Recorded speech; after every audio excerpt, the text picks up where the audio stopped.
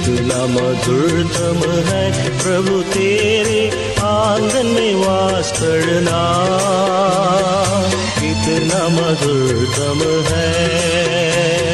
सेनाओं के यहोवा तेरा निवास स्थान क्या ही प्रिय है। कितना मधुरतम है प्रभु तेरे आंगन में वास करना,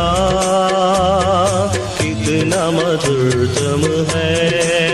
प्रिय विश्वासियों, प्रभात मनन के रविवारीय आराधनात्मक मनन में आपका हार्दिक स्वागत है। प्रभु ने हम सबको इस पृथ्वी पर रहते हुए एक और मौका दिया है कि हम उसकी आराधना करें। एक समय था जब आराधना शब्द का सही अर्थ हम या मैं नहीं जानता। अपने अपने रीति रिवाजों के अनुसार हम परमेश्वर को प्रसन्न करने की कोशिश करते थे। इस बात से बिल्कुल अनजान थे कि परमेश्वर हमारी उन कोशिशों के बारे में क्या सोचता है। हम में से कुछ लोगों को लगता था कि हमें भले काम करने के आधार पर परमेश्वर की उपस्थिति में जाने का अधिकार है, जा सकते हैं और परमेश्वर हमारी भेंट को अवश्य ग्रहण करेगा। लेकिन जब हमें ये पता चला कि हमारे धर्म के काम परमेश्वर की दृष्टि में गंदे चित्रों के समान है, हम बिल्कुल चकित हो गए, हम निरुत्तर हो गए। हमें सोचने के लिए अभी और कुछ रह नहीं गया। लेकिन जिस परमेश्वर ने अपने लोगों और अपने वचन के द्वारा हमें अपनी गिरी हुई हालत को जानने में मदद किया, उसी परमेश्वर ने हमारे घबराए हुए हृदय को ये भी समझाया कि कैसे हम पाप की बिगड़ी हालत से उबरकर परमेश्वर की उपस्थिति में भी जा सकते हैं और परमेश्वर को भावता हुआ बलिदान या आराधना भी चढ़ा सकते हैं। प्रभु यीशु हमारा एकमात्र पर्याप्त मददगार है, ये जानने का सौभाग्य हमें मिला। हम पापियों को प्रभु यीशु के द्वारा परमेश्वर के संतान और सच्चे आराधक बनने का भाग्य प्रदान हुआ। प्रियो, आइए मेरे साथ इब्रानी 13 अध्याय का 15 पद को हम पढ़ते हैं। यहाँ लिखा है, इसलिए हम उसके द्वारा स्तुति रूपी बलिदान अर्थात उन होठों का फल जो उसके नाम का अंगीकार करते हैं परमेश्वर के लिए सर्वदा चढ़ाया कर। प्यारों, मसीह के बगैर हम कुछ भी नहीं कर सकते थे। ना तो हम परमेश्वर के पास जा सकते थे और न ही आत्मा और सच्चाई से आराधना कर पाते या कर सकते। फिर इस बात पर भी विचार करना जरूरी है कि होठों के फल या स्तुति और धन्यवाद करने को बलिदान क्यों कहा गया है। क्योंकि जीवन में हमेशा सब कुछ अच्छा और हमारे पक्ष में और हमें जो चाहे वैसा नहीं होता है। मसीही जीवन में विश्वासी को कई प्रकार की परिस्थितियों से गुजरना पड़ता है। इस महामारी को ले लीजिए, कई विश्वासी परिवारों ने अपने प्रियजनों को खो दिया। उस परिस्थिति में प्रभु का नाम लेना या प्रभु की महिमा करना, प्रभु तू भला है, दिल से कहना एक स्तुति रूपी बलिदान से कम नहीं है। ऐसा करना जरूरी और संभव है, लेकिन आसान नहीं है। इसलिए होठों से निकलने वाले प्रशंसा को बलिदान कहा गया है। आराधना साधारण परिस्थिति में तो हर कोई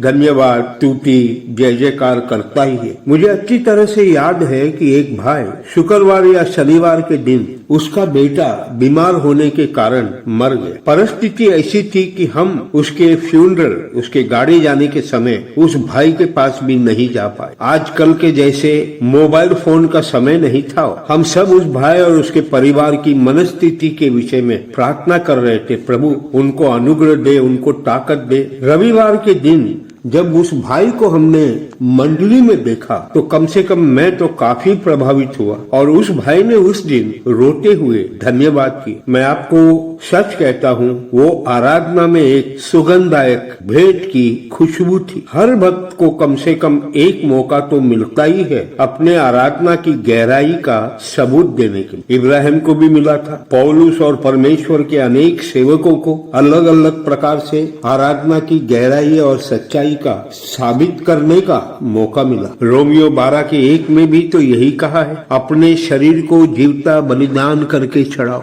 होठों के फल या शब्दों का स्तुति रूपी बलिदान होना है तो शारीरिक इच्छाओं को मसीह के नाम से त्यागना जरूरी है। जितना हम मसीह के प्रेम में बढ़ेंगे उतना ही हम अपने आप से कम प्रेम करेंगे। प्रियो, हमें याद दिलाने की जरूरत नहीं है कि हमें परमेश्वर के योग्य बनाने के लिए प्रभु यीशु ने खुद को बलिदान किया है। ये सच है कि शैतान हम सबके पीछे लगा है ताकि हम अपने महान परमेश्वर को ग्रहण योग्य भेंट न चढ़ा सके, लेकिन उतना ही बड़ा सत्य ये भी है कि परमेश्वर ने हमें सुरक्षित रहने के लिए और प्रभु की आराधना में आगे बढ़ने के लिए हर प्रकार का प्रबंध हमारे लिए उसने किया। पवित्र आत्मा की सहभागिता और अगुवाई में रहते हुए, वचन से लिपटे हुए, संतों की संगति का सुंदर माहौल में हृदय से उभरने वाली स्तुति, प्रशंसा, धन्यवाद और तारीफ की जय जयकार करते हुए उस काम में आगे बढ़े जिसके लिए परमेश्वर ने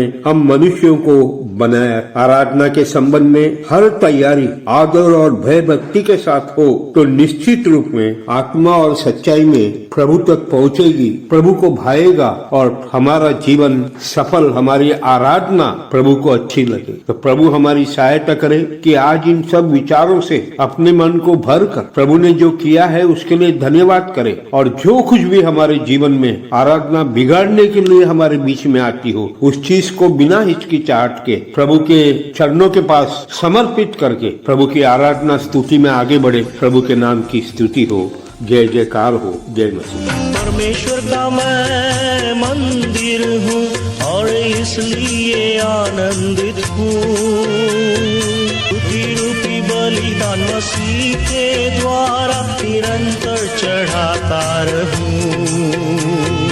कितना मधुरतम है प्रभु तेरे आंगन में वास करना, कितना मधुरतम है, कितना मधुरतम है प्रभु तेरे आंगन में वास करना, कितना मधुरतम है।